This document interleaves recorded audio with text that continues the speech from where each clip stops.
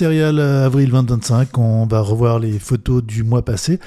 Donc on commence directement avec du film, là c'est avec du Kodak Pro Image 100, un de mes films favoris, très résistant, je trouve avec des superbes tonalités, qui se stocke bien, qui résiste à l'humidité, à la chaleur, et surtout qui a un rendu que j'aime beaucoup. Et on l'a ici avec un Olympus LT1, qui est un appareil photo au look assez particulier, avec une sorte de fermeture en simili-cuir, qui se replie et un aimant, et un dos dateur. Donc là, j'avais envie d'essayer de cet appareil depuis très longtemps, je l'avais de côté. C'est pas forcément celui à la meilleure réputation, mais j'avais envie d'essayer. Et avec son optique f3.5 et son flash, là les deux premiers clichés, c'est avec le test du dateur qui a l'air de marcher, que je vais utiliser pour un projet futur. Mais voilà, deux photos au flash, une à travers une vitre à gauche et l'autre, on dirait aussi, avec ses flocons de neige. Voilà, que je trouvais assez intéressante comme image.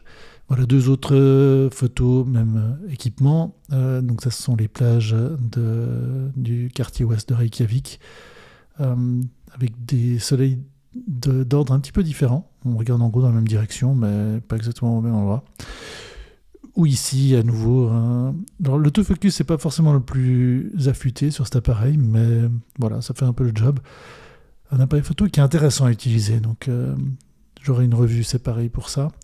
Et là, à travers le flash à droite, par exemple, ça c'est un travail récursif que je fais sur ce Cort.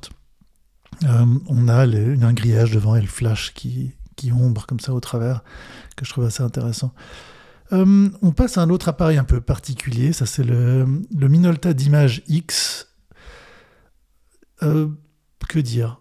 C'est un appareil photo donc, du début des années 2000, un de ces petits appareils photo numériques, mais dont le rendu est assez intéressant. Il est extrêmement petit, je le trouve plus sympa à utiliser qu'un smartphone. Il est bien plus lent. La qualité des images, là, comme ici en basse lumière, là, on était allé se promener en forêt, une des forêts de l'ouest de l'Islande. Il n'y en a pas beaucoup, mais il y en a. On voit que le grain est très particulier, c'est un CCD. L'optique est assez intéressante. À nouveau, là, voilà les plaines de Reykjavik, enfin aux alentours de Reykjavik, donc ouest de l'Islande. Le rendu des couleurs aussi assez spécial. C'était un petit peu avant, je crois, l'acquisition ou la fusion avec Sony, mais Minolta avait vraiment une expérience de l'ergonomie, un appareil qui est super sympa à utiliser. Voilà encore, alors c'est un vieux capteur CCD, donc comme sur l'image de droite, on sature assez vite dans les hautes lumières, la plage dynamique est assez faible, mais ça marche bien pour faire des captures. On a vraiment un flash, un réel flash sur cet appareil qui est vraiment extrêmement compact, allez voir. Là avec à gauche, c'était une performance artistique des écoles d'art de Reykjavik dans un supermarché.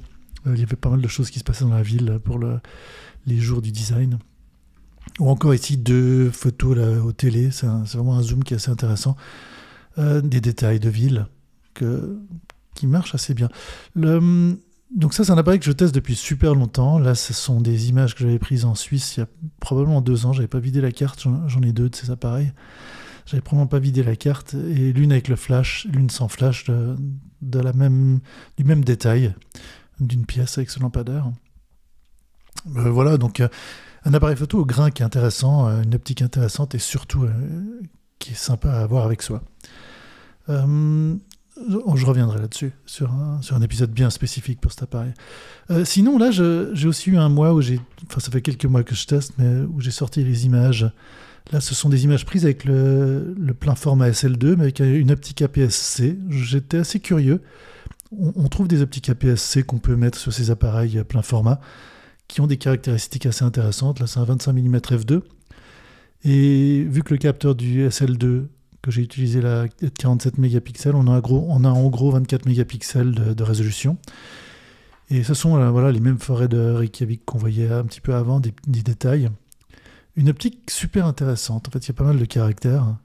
Vraiment pas une optique entre guillemets noble, mais voilà des détails d'une balade. Une belle précision au centre de l'optique. Il y a un peu de distorsion et les couleurs sont intéressantes. Là aussi, je vais vraiment faire une revue aussi pour cette optique. Là, on est en Suisse, dans le canton de Vaud. On voit qu'on a un bokeh un petit peu particulier en périphérie, mais pas mal de caractères pour cette optique peu connue, vu que c'est un APS-C sur un plein format.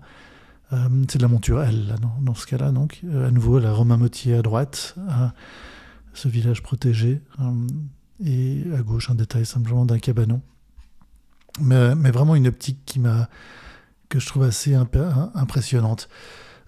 Ici, on passe aussi à un appareil photo que j'utilise depuis assez longtemps, le DxO One subcompact, avec un petit écran noir et blanc derrière, qui permet de cadrer, mais limite. Un capteur 1 pouce, un appareil qui n'avait pas très bien marché à la vente, que DxO avait fait, mais vraiment superbe à utiliser, et qui a un rendu des couleurs qui est intéressant, une optique intéressante, tout à fait utilisable. Et même ici, avec des images, je prends l'image de gauche où je pousse les basses lumières, le grain est intéressant. On a un appareil qui permet de faire des choses, c'est vraiment tout petit, là c'est vraiment le moi des appareils tout petits. On peut le mettre sur son téléphone portable, hein, si on a encore un connecteur Lightning dessus pour un iPhone ou l'USB, le micro USB pour un appareil Android. Mais je trouve qu'on l'utilise mieux. On peut utiliser le téléphone ainsi comme viseur et pour régler certaines choses. Mais l'écran, la version vraiment compacte de la chose, là, comme on le voit ici avec cette dual photo, donc c'est un côté et de l'autre, tiré en même temps là, dans un de ces malls des années 80, j'imagine, d'Islande. Un appareil intéressant aussi à porter avec soi parce qu'il est vraiment, vraiment petit. Et il ne ressemble pas à un appareil, donc souvent on est assez discret avec. Ici, on passe à autre chose. Ça, c'est du Phoenix Red. C'est un nouveau film, donc c'est du film avec le Olympus LT1 dont j'ai parlé auparavant. Là, une photo de Londres, d'une barge sur la Tamise. Un film que c'était mon premier film de raid, premier test. Assez intéressant, son rendu, voilà, des détails de rue dans la ville de Reykjavik, des ambiances comme ça qu'on capture, et vraiment le rendu des couleurs est extrêmement particulier. Il suffit d'aller voir la fiche technique, cette sensibilité très particulière au rouge, assez faible au bleu. Voilà, même en basse lumière avec le flash, ça donne des grains et des couleurs vraiment intéressantes à mon avis. Et là où le film excelle, c'est vraiment, voilà, tac, dans ces détails. Alors c'est du film expérimental, hein, c'est indiqué comme tel, c'est un 125 ISO. Donc ça, c'est des détails de Londres. On a le même bâtiment à gauche et à droite, on voit ce gratte-ciel. On peut vraiment... Je me réjouis de le comprendre un petit peu mieux, de gérer ce film un petit peu mieux. Probablement avec un appareil manuel, évidemment. Mais super amusant et le résultat est très intéressant. Voilà, encore un petit détail fait avec ce film. Donc quand on n'a pas trop de rouge dans la lumière ambiante, voilà, ça c'est un détail de Copenhague. Un film qui donne des choses très différentes. On passe encore à un autre appareil photo, là c'est le Minolta Riva Panorama, un appareil photo un petit peu méconnu, enfin, certaines personnes l'ont décrit sur le web, allez voir, mais en fait le résultat, en fait, ça masque une partie du film, ça fait du panorama sur du 35 mm, mais en fait on perd de la surface. Donc, pour le prix qu'on paye, c'est un peu dommage. Mais malgré tout, c'est un appareil photo qui donne des choses vraiment super intéressantes, comme on peut le voir là. Donc, la première image, c'était Reykjavik. Là, c'est le métro à Londres. Ici, on a la rade de Genève. Ces photos panoramiques, voilà, encore une fois, avec le coucher de soleil. Un appareil photo qui ne paye pas de mine, mais vraiment super plaisant à utiliser. Une ergonomie qui est assez redoutable. Et une optique vraiment unique, avec ses caches en haut et en bas. Voilà, encore un détail de Londres, de la Tamise.